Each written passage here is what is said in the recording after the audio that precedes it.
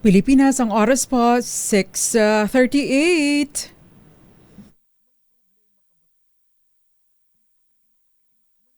Makabasa batas, hihimayin yan ng Panyera ng Bayan.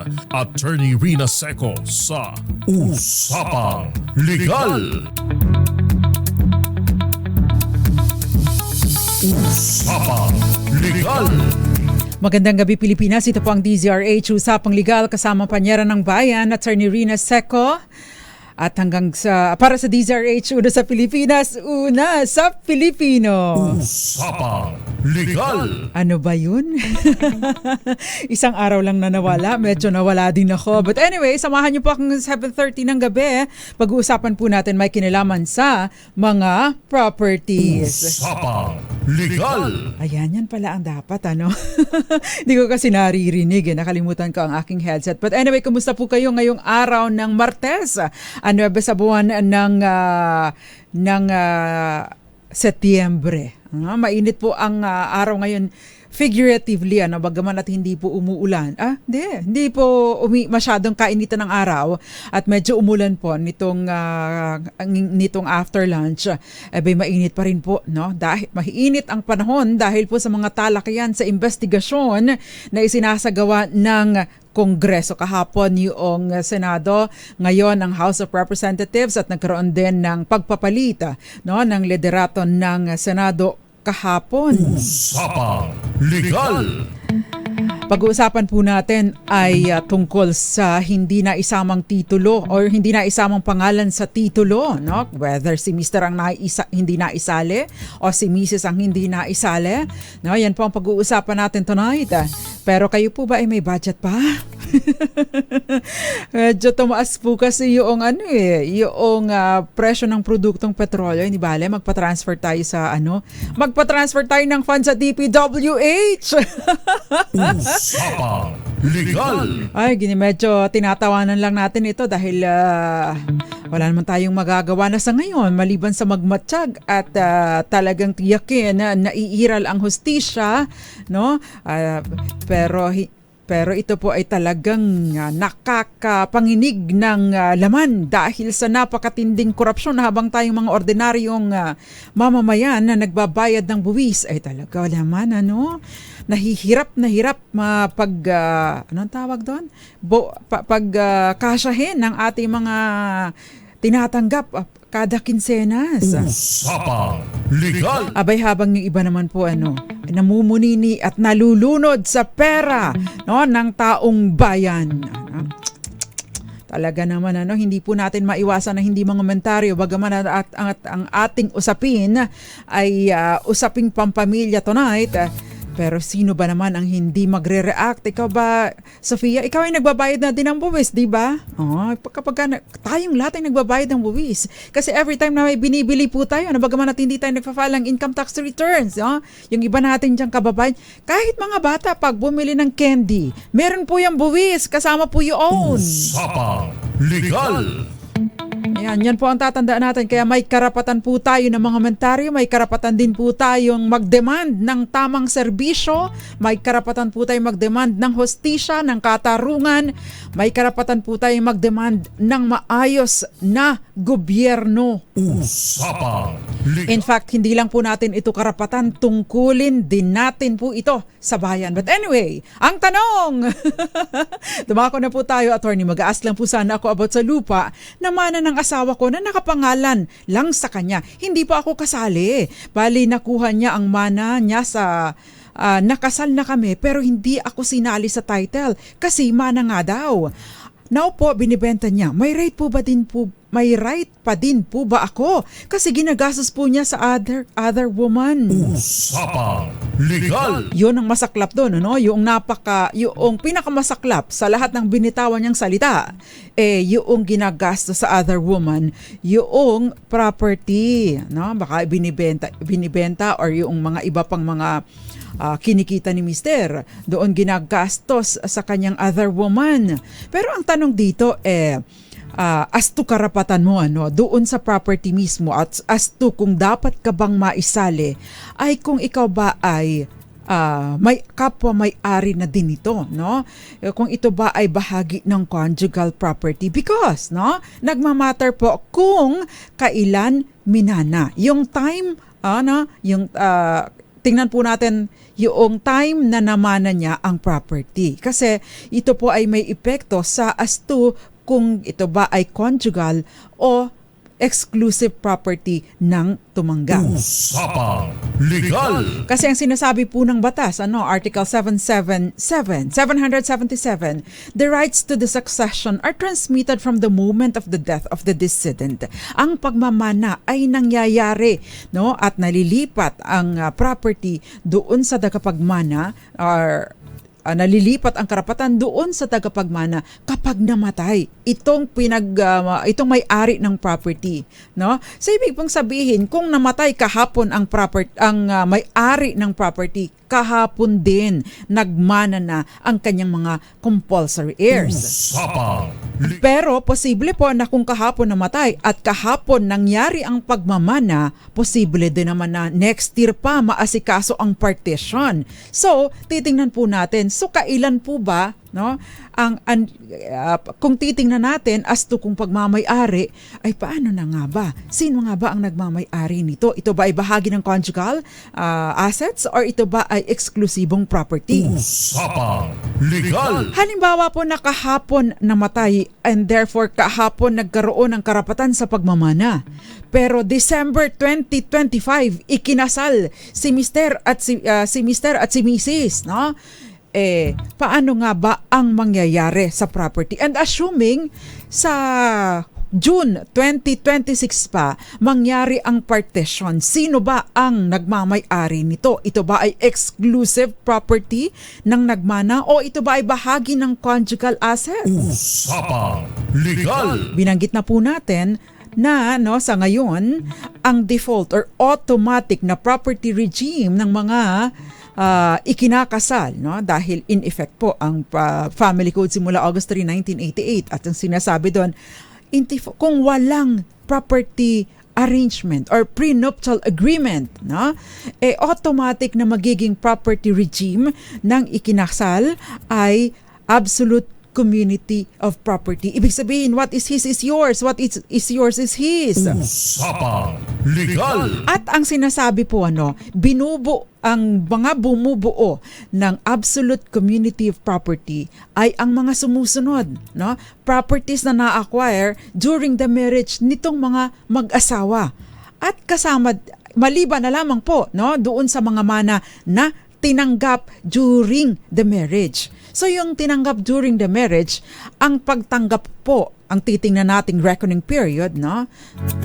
Tinanggap naman na during the marriage, ang reckoning period po, kailan namatay, because that is the moment na nagkaroon ng karapatan sa pagmamana. Usapang Legal. So sa sitwasyon na minana, nagkaroon ng na namatay kahapon, say for example, and therefore kahapon nagkaroon ng karapatan sa pagmamana, nagkaroon ng pagmanahan, pagkatapos ay nailipat na partition ang property among compulsory heirs ng June 2026, no? At ikinasal ng December 2025, ang property po ay bahagi ng absolute community property, because ang lahat ng properties na na-acquire bago pa maikasal, whether ito ay mana, whether ito ay donasyon sa isang partido lamang, or ito ay nabili nung single pa sa kanyang sariling pagpupunyagi, nagiging bahagi po ito ng absolute community of property. Usapang Legal. Ang tanging eksklusibong property na naiiwan sa tumanggap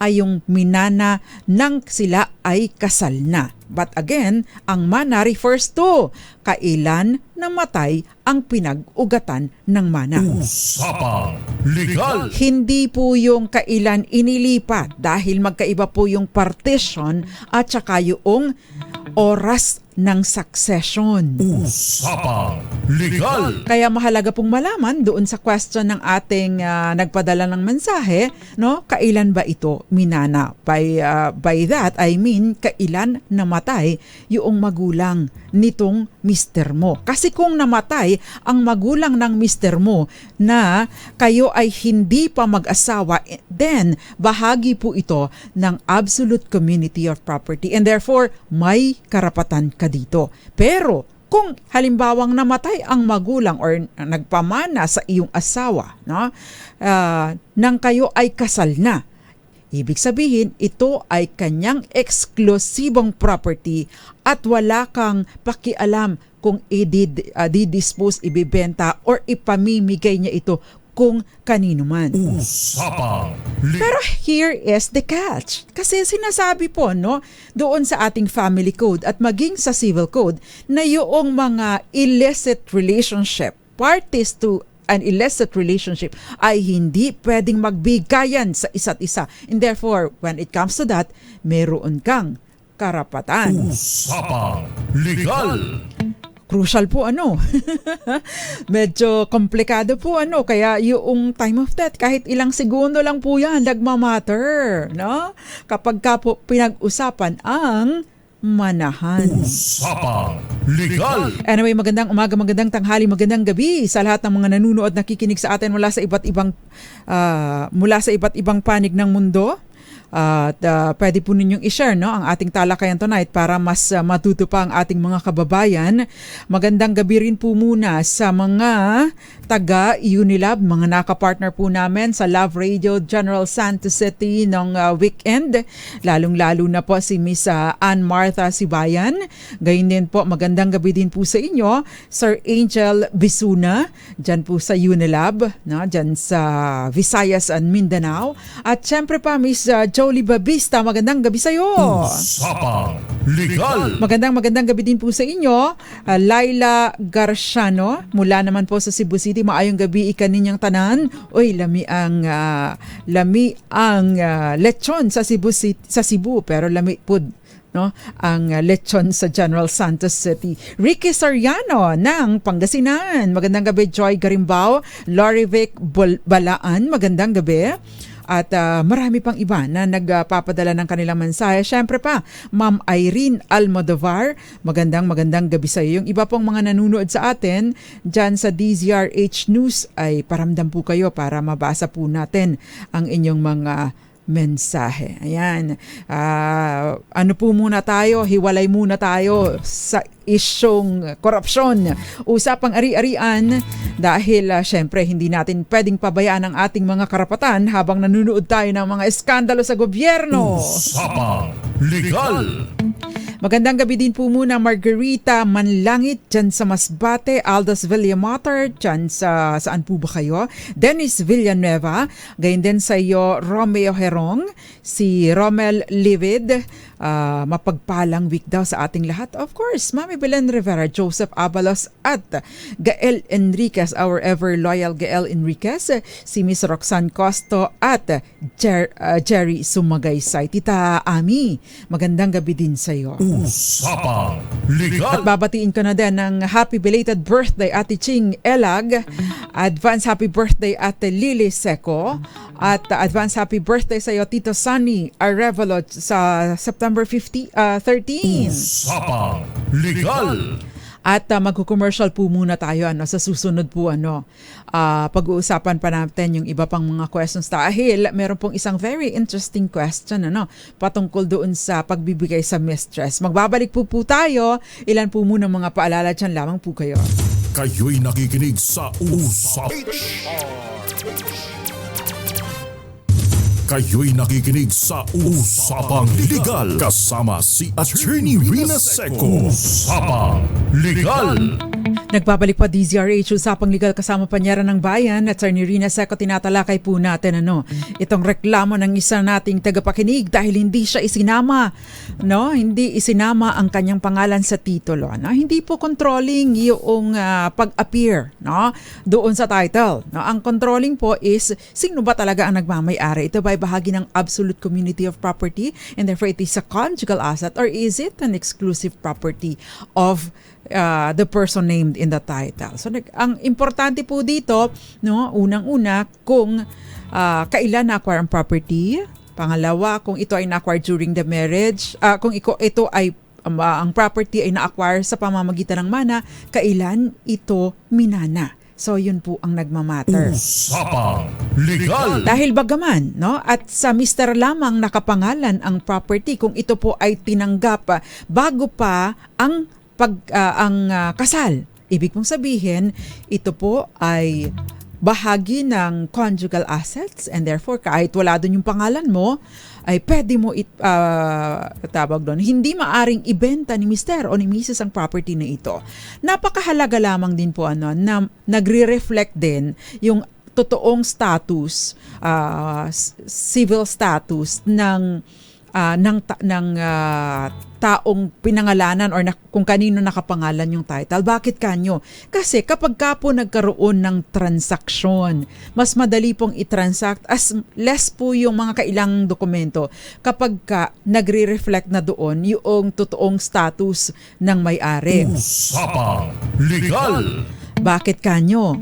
Para po maiwasan din, lalo na yung mga buyers, para din po maiwasan na tayo ay maloko or malagay sa isang alanganing sitwasyon. Take note po, sinasabi po ng batas, kapag ka ang property ay bahagi ng absolute community and ito ay conjugal asset, or conjugal property, hindi maaaring ibenta ng isa lamang sa mag-asawa without the consent of the other party, or kung wala mang consent at dahil incapacitated na para magbigay ng consent, hindi niya maaring ibenta ng walang pahintulot mula sa korte. So kailangan po ng order from the court. Usapang Legal. Kung wala po ito, ibig sabihin walang consent ang other party o kaya naman ang other spouse o kaya naman po ay walang pahintulot mula sa korte. Sinasabi po ng batas, the transaction or the disposition is void. Kaya kung sakasakali, ano ba ang pwede nating gawin kung sakaling hindi nag-reflect, bagaman ito'y bahagi ng conjugal properties, hindi nag-reflect yung pangalan natin doon. Ano ba yung pwede nating gawin? Generally po, ang sinasabi po ng PD 1529 or Property Registration Decree is that hindi maaaring palitan ang titulo or magkaroon ng correction or alteration sa ating title nang hindi dumadaan sa korte. So ibig sabihin para mapalitan yung title at mailagay yung pangalan mo doon bilang may-ari, kailangan mong mag-file ng petisyon sa korte. Usapang Legal. Pero dahil medyo costly po ito, dahil kukuha pa kayo ng abogado para gawin ito, mayroon po akong simpleng advice para sa inyo na pwede ninyong gawin kung sakasakaling kabilang kayo sa mga napagkaitan or pinagkaitan na pagkakataon na maisama ang inyong pangalan sa titulo ng property ni Mr. o ni Mrs. Usapang Legal. Yan. Instead na mag-petition kayo para sa amendment ng title at para maipasok ang pangalan ninyo, pwede po kayong mag-file or mag-execute ng isang affidavit of civil status na sinasabi doon na ikinasal na kayong dalawa.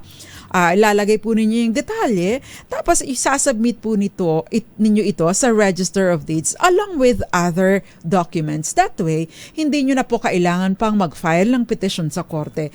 Bagaman at hindi mapapalitan yung titulo, pero mag-a-appear na din po doon yung pangalan po ninyo. Usapang. Maari po itong ma-annotate na din doon sa titulo, doon sa gilid, para that way, kung halimbawa maghiwalay si Mr. at si Mrs. at yung isang kung kanino man napunta yung possession ng kopya ng titulo, yung nag-decide na ibenta ito, at least yun pong buyer ay notified na, oy, kailangan na pa ng consent ng spouse mo. Hindi ko to bibilhin or hindi natin makukumpleto ang transaksyon hanggat hindi pumipirma or walang special power of attorney to sell mula doon sa spouse na hindi hindi pinangalanan doon sa title. Usapang Legal. So kailangan po yung sworn statement or affidavit stating your full name, yung civil status, yung address, include na din yung date and place of marriage, tsaka yung detalye ng spouse, no? Tapos sasabihin po ninyo na ine-execute ninyo, no, itong dokumentong ito to establish the civil status for purposes of changing the name on the transfer certificate of title, especially kung kayo po ay si Mrs. na nag-assume na din kayo ng apelido ni Mr. Usapang Legal. Siyempre, kailangan po ninyo ng kopya ng marriage contract at saka kailangan din po ninyong i-present yung owner's duplicate copy ng certificate of title at ipa-file po ninyo ito sa Register of Deeds, no, kasama yung itong affidavit with all the supporting documents. And then yung Register of Deeds will process the instrument, pero titingnan, no, sisiguraduhin po natin na kompleto ang ating mga requirements. Usapang Legal. So yun po ang simpler way, no? That way kung ikaw Mr. Mrs., no?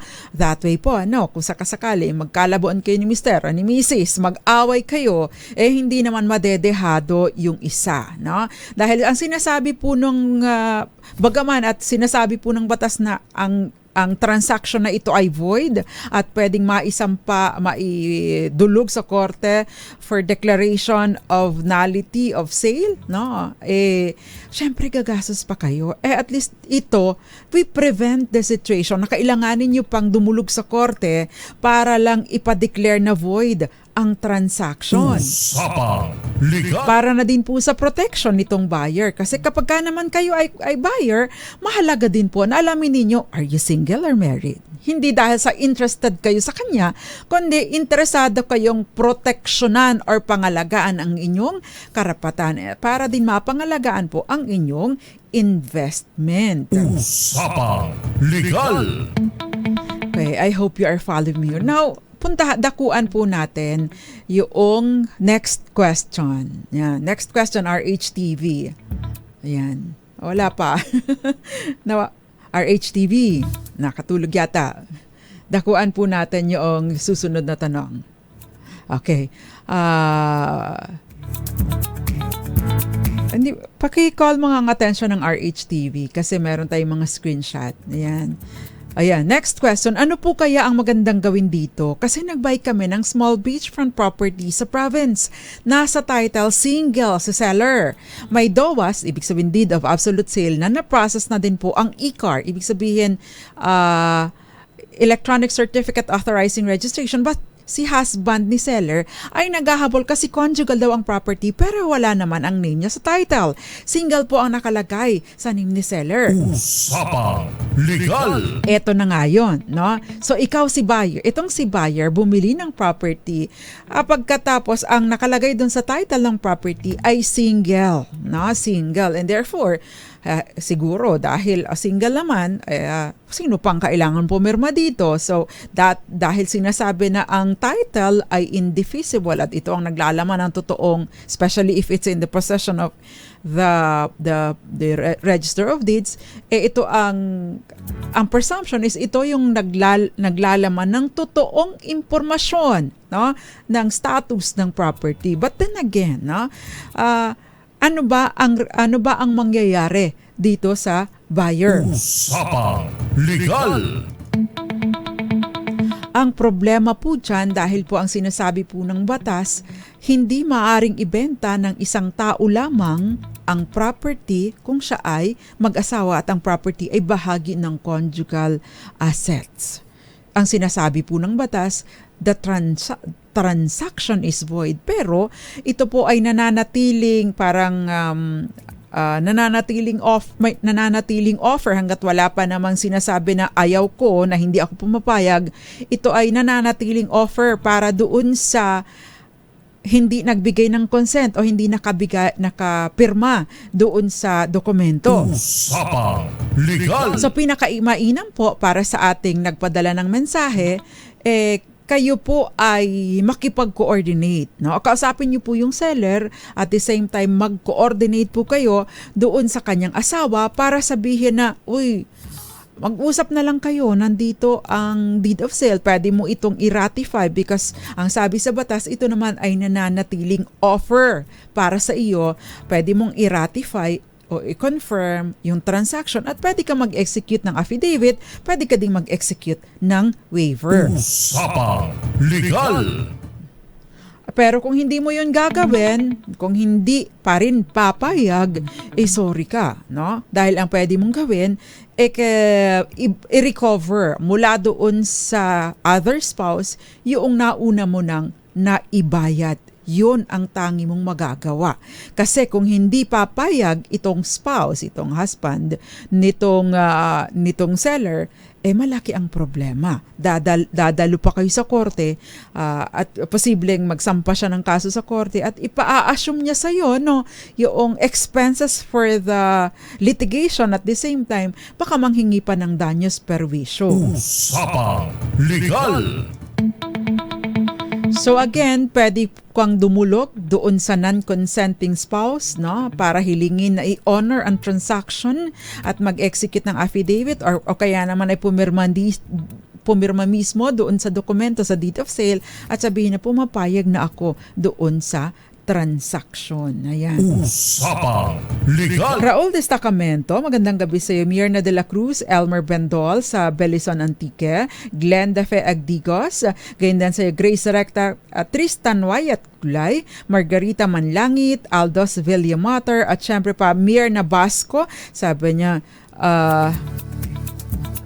naku, ganda ng topic nyo, pero kung saan ako nakatayo, yun lang ang pag-aari ko. Ay, oo nga hindi kasi tayo mga taga DPWH Ay, nako, magandang gabi din sa iyo, Ivy Gutierrez, Godefredo Martin, Irene Almodovar, gayon din sa iyo, Maricar Angeles, Rina Seco ang pangalan ko. Magandang gabi po sa inyo. At syempre pa yung iba pang mga nanonood sa atin dyan, magandang gabi po sa inyo. Gayon din sa iyo, Adelfa Dula, magandang gabi po sa inyo. Usapang Legal. Next question please. Ayan, bakit nawala na yung TV natin? Ayan, paano po ang gagawin ko? Namatay na po ang asawa ko, pero bago siya namatay, sinabi niya na may binili siyang lupa at hawak ng kanyang mistress. Paano ko po makakakuha ng kopya at mapatunayan may nabili siya na property? Usapang Legal. Ayan na. Common ito, no? 'Di ba? Common po ito dahil, no? Kapag ka puro merong illicit relationship, usually, 'di ba, bibili ng property, ipapangalan doon sa third party, o kaya naman ay bibili ng property sa pangalan ni Mr. o ni Mrs. pero yung kopya ng titulo o ng deed of sale o kung anumang dokumento nandoon sa mistress, no? Because ang expectation, dahil kami na ang nagsasama, ipapamana sa akin na ito mapupunta, which is wrong. Dahil ang sinasabi po ng batas, kapag ka ang isang taong may asawa ay nagkaroon ng illicit relationship, nakipag-live-in sa ibang tao, o kaya naman ay ang isang tao ay nakipag-live-in sa iba, isang taong may asawa ay nakipag-live-in sa iba, lahat ng mga properties na ang property regime nag-govern sa kanila, no, ay yun lamang according to actual na kontribusyon na pera, no? Kapag halimbawa si A at si B nagsama bilang mag-asawa, no, pero yung isa doon ay may sabit, ang mag-govern sa kanila is kung mag-ano lang yung ambag nila para maka-acquire ng property, no? So kung halimbawa si A at B, si A may asawa, tapos si B, yun yung kanyang kalaguyo, nagsama sila, bumili ng property. Pero si B ay walang trabaho. Si A lang ang nagtatrabaho at bumili ng property, no? At bagaman at ipinangalan pa sa kanilang dalawa, ang titingnan doon, magkano ang ambag nito? Sino ang totoong bumili nito? Dahil kung sino ang totoong bumili nito, yun ay nabibilong doon sa totoong bumili. So sa nagpakawala ng pera. But here's more. Here's the catch.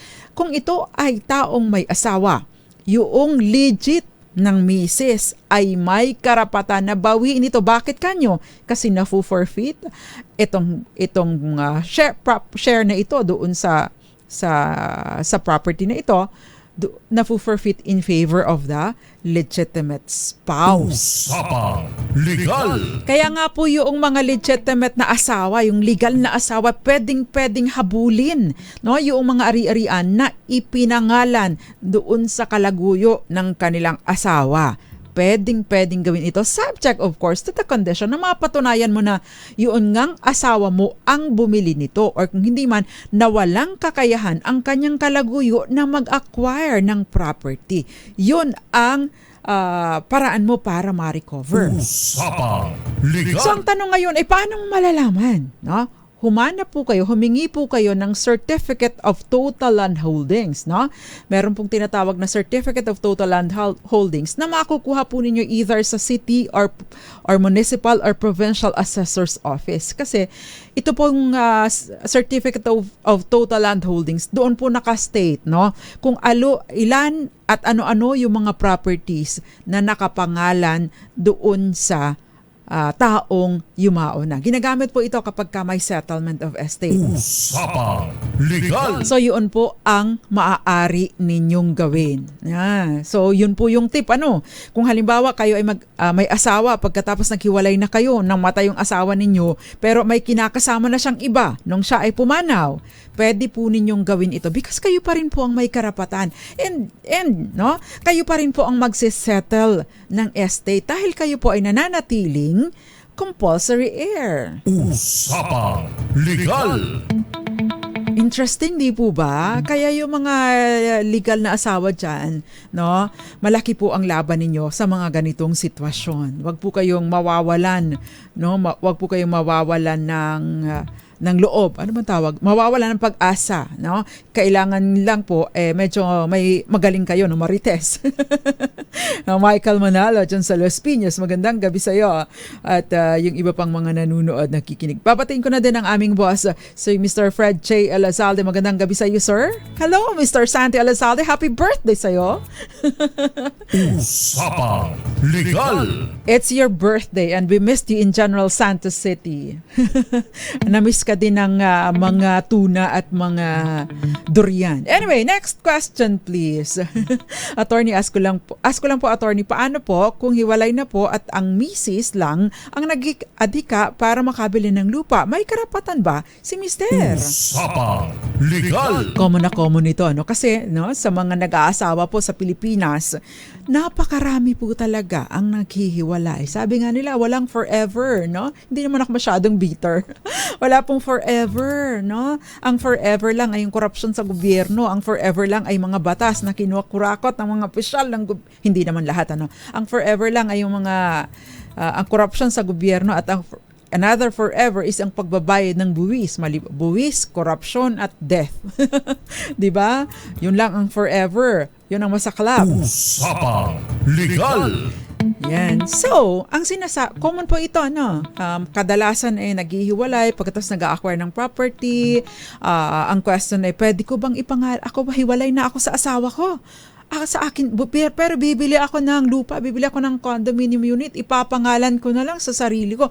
Pwede ba yun? Kung makakalusot ka sa BIR at sa Register of Deeds, posible.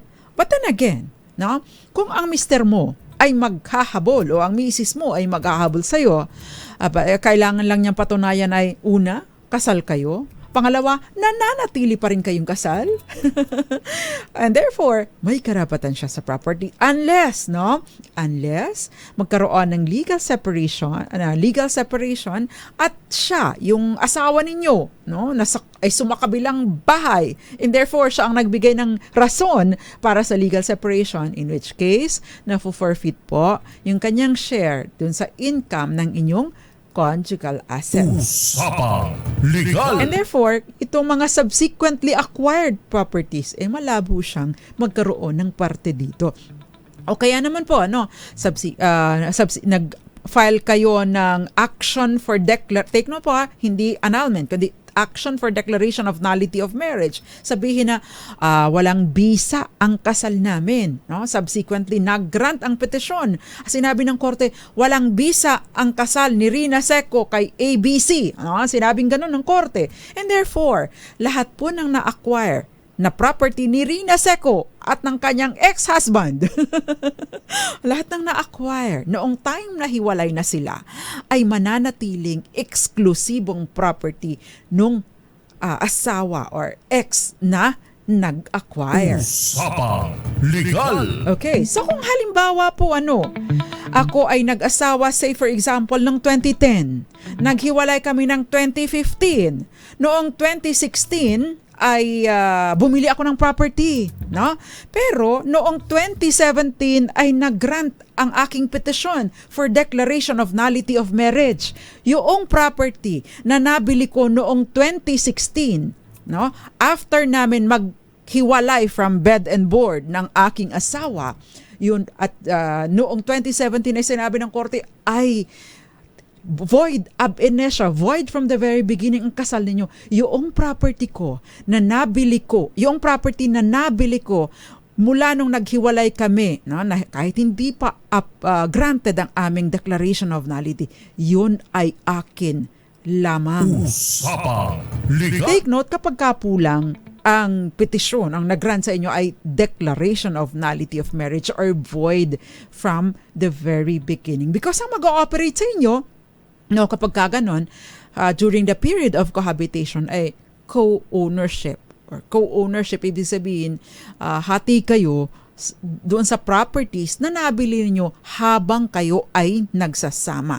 Nung kayo naghiwalay na, ay ang iyo ay iyo at ang akin ay akin kapag ka declaration of nullity of marriage. Usapang Legal.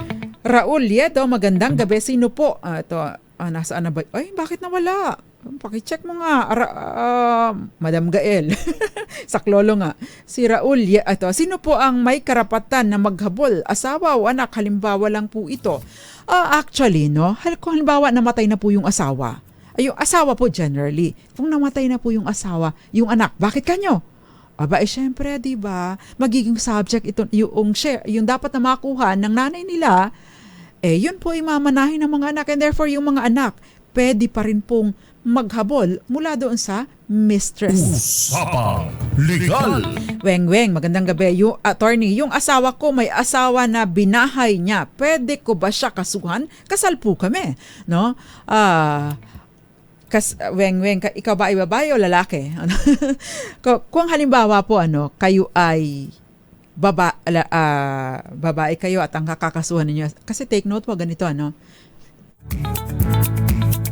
what are you saying kakasuhan ninyo sa pangangaliwa, no? Kung kakasuhan po ninyo dahil sa pangangaliwa, kung kayo po ay babae at magkakaso kayo ng sa adultery po kung ang lalaki po ay nangaliwa, ang tawag po doon ay concubinage. Kung ang babae po ang nangaliwa, ang tawag po doon ay adultery. Ngayon, kung ang lalaki po ay nangaliwa, ang kailangan pong patunayan, no? Ibinahay yung kanyang kalaguyo, o kaya naman ay itinira sa conjugal dwelling, o kaya naman ay namuhay na bilang mag-asawa at ipinangangalandakan pa ito. Ang term po na ginagamit sa ating revised penal code is sex under scandalous circumstances. But hindi po yun tawag doon literal. So sa ganun pong sitwasyon, pwede ninyong kasuhan ng concubinage si mister dahil sa pangangaliwa. Pag si Mrs. ang nangaliwa, no, halimbawa ikaw ay lalaki, weng, no, ang kailangan pong patunayan ay nakipagtalik sa iba si Mrs. Yun ang nagko-constitute ng adultery. Usapang Legal. Anyway, marami pa pong mga questions pero magko-commercial po muna tayo. Sa ating pong pagbabalik, marami pa rin po tayong mga sasagutin na mga katanungan. Diyan lamang po kayo. Kayo'y nakikinig sa Usapang Legal kasama si Attorney Rina Seco. Usapang Legal.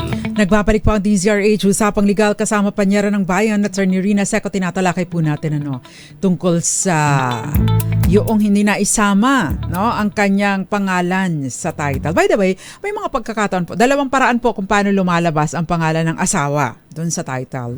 Nakalagay doon, spouses, Rina Seco and XYZ. Pwede pong ganon. Ibig sabihin po, kami dalawa talaga ang nagmamay-ari ng mister ko. Pero may mga pagkakataon po nakalagay na Rina Seco married to XYZ. Kapag ka po ganon, yung buyer titingnan po ninyo. Dapat maging warning na po ito sa inyo para mag-usisa pa to ask, kailan po ninyo na-acquire, mana po ba ninyo ito? Kailan po ba ninyo na-acquire ang property? Napakahalaga po nitong impormasyon na ito. Otherwise, kung nagkaroon po ng transaksyon at ito pala i-conjugal, ay void po ang inyong transaksyon. So bilang bahagi po ng due diligence, napakahalaga na alamin po ninyo ang status ng seller. Okay? Okay, next. Magandang gabi po muna, Crisologo Azarias. Azarias ba ito? Azarias sa Santa Maria, Laguna. Magandang gabi, Bienvenido Zuniga. Sabi niya, magandang gabi po, Attorney June Zuniga po, pabati sa aking asawa kay Aileen Zuniga na nakatuto po ngayon sa DZRH habang nasa pasada. Happy birthday! Hindi pala ito happy birthday. Magandang gabi lang po sa inyo. Ito naman, happy birthday, 30th birthday kay Marvin Botin. Damo daw na salamat mula sa Santa Fe, Leyte. Ang pagbati po mula kay Melvin Letrodo. Magandang gabi sa iyo, Romeo Asi sa Alberta, Canada. Rudy Val Palma. Ganyan din sa iyo, Aunt May at Enrico Quindosa. Si Enrico Quindosa, ano daw yung sinasabing continuous and apparent easement? Sa continuous and apparent easement, meron pong tinatawag na servient at dominant estate. Yung servient estate, yun po yung may-ari ng property na dinadaanan ng easement. Yung dominant estate, yun po yung property na siyang nakikinabang doon sa property ng iba. Bakit? Bakit tinawag na continuous and apparent? Ang continuous easement po, yung kagaya ng kanal, yung tuloy-tuloy na hindi nakadepende sa pagdaan ng mga tao. Kanal, yung dinaanan ng pipe, ano pa ba? O kaya dinaanan ng mga tawag doon ng mga kable, ng kuryente, ng telco. These are continuous easement. And apparent dahil sila ay merong nakikita. Pero yung nakita po ninyo na nagkaroon lang ng trail, nagkaroon ng marka na naging daanan, hindi po yun ikinukonsider na continuous easement. Ito po ay discontinuous dahil depende lang sa daan, depende lang sa paglakad or pagdaan ng mga tao dahil yun po ay, kahit pa yun po ay meron ng mga marka. Usapang Legal. Adel Fadula, magandang gabi. Nanonood sa Pawa, Iraya, Tabaco City. Si Moonbeats, magandang gabi. Si Marife de la Cruz at Grace Recta, magandang gabi po sa inyo. Ivy Gutierrez, ito meron pang question. Kung ganito naman po, pinaghati-hati po ng mga kapatid ang minanang lupain sa magulang. Tapos wala po doon ang panganay na anak. May karapatan po ba ang panganay na magreklamo sa pinagkasunduan na hatian ng mga kapatid? Ano po ang karapatan ng panganay na sa usaping ito? Kung kayo po ay naitsapera sa hatian ng mana, titingnan po ninyo, pwede po ninyong ipa-invalidate yung settlement of estate. So, malamang nag-execute na ito ng extrajudicial settlement of estate. Pwede po ninyo itong ipawalang bisa dahil hindi po maaring maitsapera ang isa or sinumang compulsory heir. Usapang Legal. Good evening po. Ask ko lang po, pwede ba ko ba isama yung name ng misis ko sa minana ko na property? Pwede po ninyong ilagay, Mary to. Kung halimbawa tinanggap nyo po yan ngayon, minana po nyo yan ngayon or nang kayo'y kasal na, nakalagay doon, ano ba pangalan mo? June Ferrer, married to XYZ. Pwede pong ganon. Ngayon, kung halimbawa naman po ito ay binana ninyo bago pa kayo maikasal ni misis, At ngayon pa lang kayo nagpapatitulo, ngayon pa lang ninyo ililipat ang title sa inyong pangalan, since ito naman po ay conjugal, no? Ilagay nyo na lang doon, Jim Ferrer, spouses Jim Ferrer, and say kung ano man ang pangalan mo, Ann Ferrer, halimbawa, ganun. Usapang Legal. Ay, bakit kayo ay late na magtanong? Henry Dolohan, magandang gabi sa'yo. Gayon din sa'yo, Boboy Puertos, magandang gabi sa'yo. Weng Weng. Si Raul Liedo at maraming iba pa. Sino pa bang mga nag-message sa atin? Maraming salamat po. Pero ang bilis ng oras. Hayaan nyo po, pag-uusapan po ulit natin ito. May continuation po tayo on Thursday. But in the meantime, babatiin ko lang po muna itong mga taga San Isidro, General Santos City, mga opisyal ng barangay. Captain Jeff Rocks, Yumaong, magandang gabi sa inyo. Magandang gabi din sa inyo, Konsehal Carlita. Konsehal ba kayo? Andolan, magandang gabi din po sa inyo. Mona Lisa ba ito? Caron, magandang gabi sa iyo. Marisa Renya Peñarada, magandang gabi sa iyo. Agnes Diaz, at lahat na po ng mga taga San Isidro, General Santos City. Usapang Legal. Yun pong hindi ko mga nabasa, ipadala po ninyo sa akin bilang private message at doon ko po kukunin sa Thursday ang ating mga tanong. Yung ating magiging topic po ay continuation na lang din nitong ating tinalakay tonight. Kayo'y nakikinig sa Usapang Legal kasama si Attorney Rina Seco. Usapang Legal. At dahil mabilis po ang oras, hindi ko po mahabol. Mahirap naman na magnakaw tayo ng oras doon sa susunod na programa. Hindi naman tayo taga DPWH, hindi din naman tayo kontratista. Salamat po sa akin nakasama tonight, si Het Dalmoro at saka si Norman Moraga. And of course, mga taga DZRH News Television. Ako po ang panyera ng bayan, Attorney Rina Seco para sa DZRH, una sa Pilipinas, una sa Pilipino. Antabayan pa ang susunod na programang Lunas at Lunas Extension para naman sa mga usapin kaugnay sa kalusugan. Sumainyo ang mga dagdag kaalaman sa batas. Hatid ng Panyera ng Bayan, Attorney Rina Seco sa Usapang Legal.